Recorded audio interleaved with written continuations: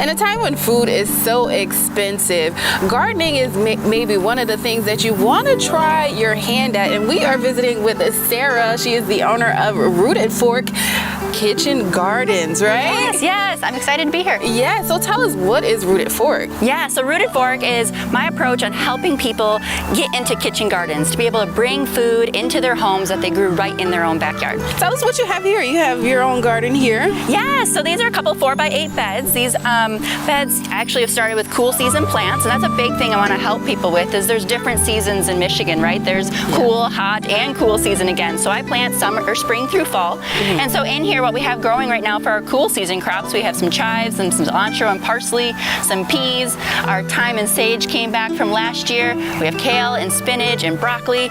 And then down on the other end, I have some beets and carrots and radishes. Wow. And lots of things growing right now. We don't always have to wait until that last frost date to get planting.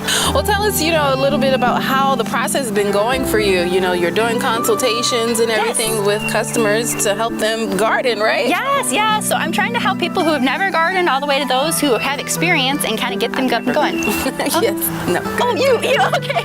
And so what I offer kitchen garden coaching, consultation, and design. And so I really want to help that overwhelming feeling that people get when they're like, oh, I want to start a garden, but I don't know where to start. And on the flip side, your setup is 80% of your success for gardening. If you don't have a solid setup, you're really going to struggle, right? You're going to struggle with weeds, you're going to struggle with watering and drainage and soil health. So I really want to help people right from the get-go start off on the right step. Why do you think it's so overwhelming for people, like before they even got to that point of like the struggles? Why do you think it's overwhelming for people to want to start gardening? They think of gardening, right? They think of, oh my gosh, it's going to be a lot of weeding, it's going to be a lot of time, it's going to be, what do you mean by soil health? What do you mean by how much should I water? What type of plants do well in my environment? And I remember when I first started gardening, I really wish there was someone who could just come to me and tell me what to do instead of going down so many rabbit holes of books and articles that are just more broad. And talk about, your children, because you were mentioning how your children come out here and,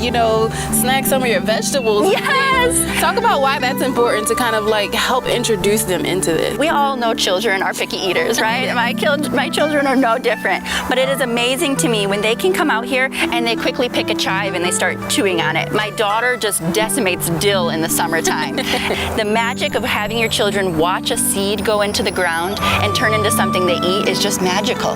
Now, what would you say to encourage people who are on the fence of starting their own garden? Start small.